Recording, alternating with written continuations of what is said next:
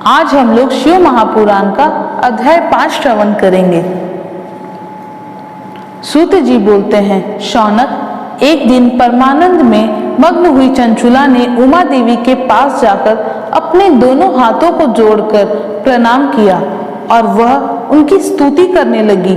चंचुला बोली, गिरिराज नंदिनी, स्कंद माता, मनुष्य ने सदा आपका सेवन किया है।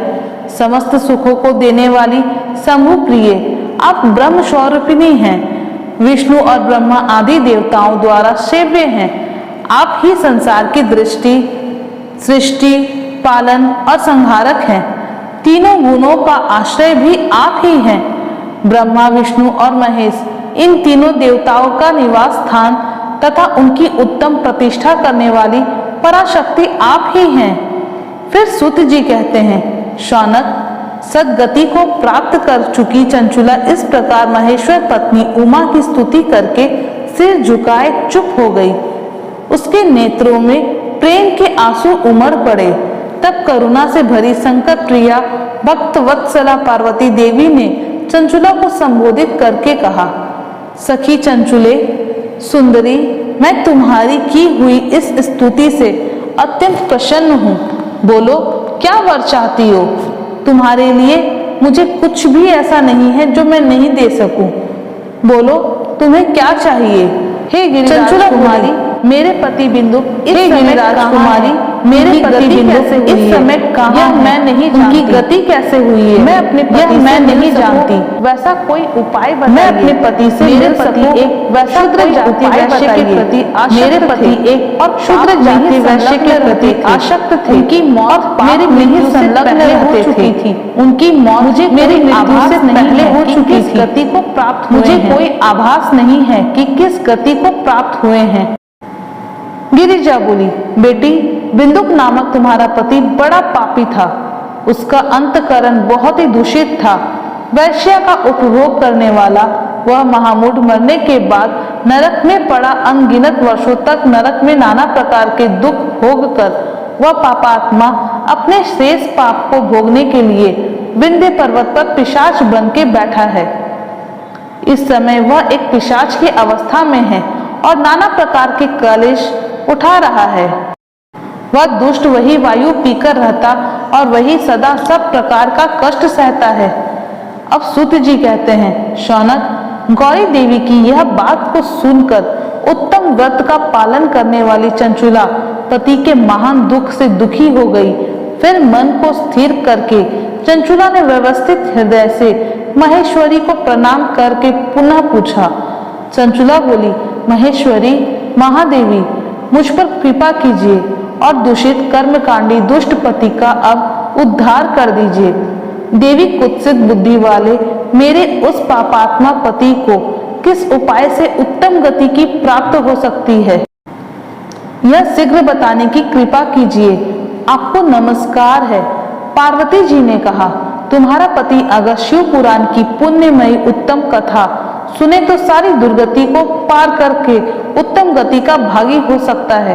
अमृत के समान मधुर अक्षरों से युक्त गौरी देवी का वह वचन आदर पूर्वक सुनकर चंचुला ने हाथ जोड़कर मस्तक झुकाकर उन्हें बारंबार प्रणाम किया और अपने पति के समस्त पापों की शुद्धि तथा उत्तम गति की प्राप्ति के लिए पार्वती देवी से यह प्रार्थना किया कि मेरे पति को शिव पुराण सुनाने की व्यवस्था की जाए।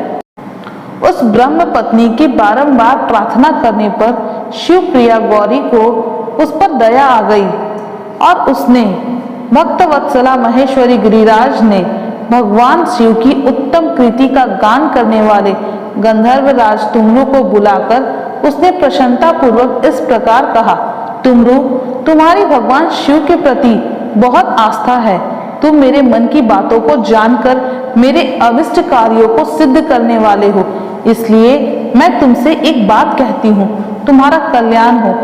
तुम मेरी इस सखी के साथ शीघ्र ही विंध्य पर्वत प्रस्थान करो। वहाँ एक महाघोर और भयंकर पिशाच रहता है।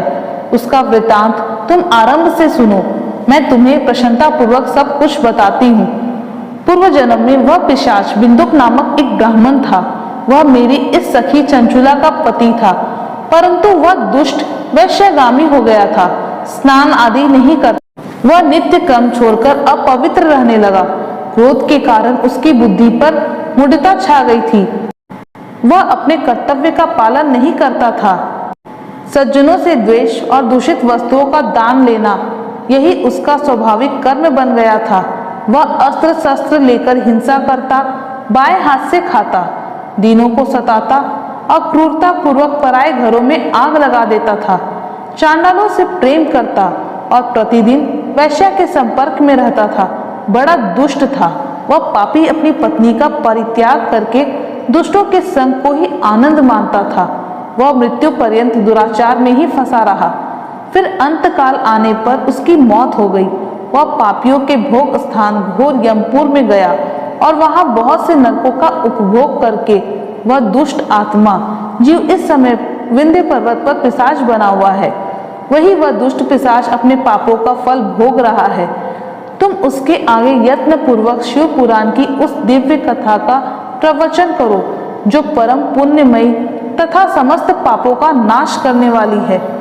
शिव पुराण की कथा का श्रवण सबसे उत्कृष्ट पुण्य कर्म है।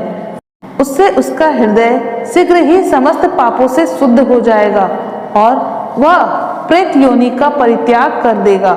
उस दुर्गति से मुक्त होने पर बिंदुक नामक पिशाच को मेरी आज्ञा से विमान पर बैठाकर तुम भगवान शिव के समीप ले आओ। सूत जी कहते हैं, शौनक, महेश्वरी उमा के आदेश देने पर गंधर्वराज तुमरु मन ही मन बड़े प्रसन्न हुए। उन्होंने अपने भाग्य की सराहना की। तत्पश्चात उस पिशाच की सती साध्वी पत्नी चंचुला के साथ विमान पर बैठकर नारद के प्रिय मित्र तुमरु वेग पूर्वक विंध्याचल पर्वत पर पहुंच गए, जहां वह पिशाच निवास करता था। वहां उन्होंने उस पिशाच को देखा। उसका शरीर विशाल था, ठोड़ी बहुत बड़ी थी। वह कभी हंसता तो कभी रोता, कभी उछलता था। उसकी आकृति बड़ी विकराल थी। भगवान शिव की उत्तम कृति का गान करने वाले महाबली तुमरु ने उस भयंकर पिशाच को पाशों में बांध लिया। तत्पश्चात तुमरु ने शिव पुराण की कथा बांटने का निश्चय करके महोत्सव युक्त स्थान पर मंडप आदि बैठाई। इतने में ही संपूर्ण लोकों में बड़े वेग से यह प्रचार हो गया कि देवी पार्वती की आज्ञा से एक पिशाच का उद्धार करने का उद्देश्य से शिव पुराण की उत्तम कथा सुनाने के लिए तुमरु विंध्य पर्वत पर पहुंच गए हैं। फिर तो उस कथा को सुनने के लोभ से बहुत से देवर्षि भी शीघ्र ही वहां जा पहुंचे। आदर पूर्वक शिव पुराण सुनने के लिए आए हुए लोगों का उस पर्वत पर बड़ा अद्भुत और कल्याणकारी समाज जुट गया। फिर तुमरु ने उस पिशाच को पासों में बांधकर एक आसन पर बिठाया और हाथ में वीणा लेकर गौरीपति की कथा का आरंभ किया। पहली अर्थात विदेश्वर संहिता से लेकर 7वीं वायु संहिता तक महात्म्य सहित शिव पुराण की कथा का उन्होंने स्पष्ट वर्णन किया। सातों संहिताएं सहित शिव पुराण का आदर पूर्वक श्रवण करके वे सभी श्रोता पूर्ण रूप से कृतार्थ हो गए। उस परम पुण्यमय शिव पुराण को सुनकर उस पिशाच ने अपने सारे पापों को धोकर उस पैशाचिक शरीर का त्याग कर दिया।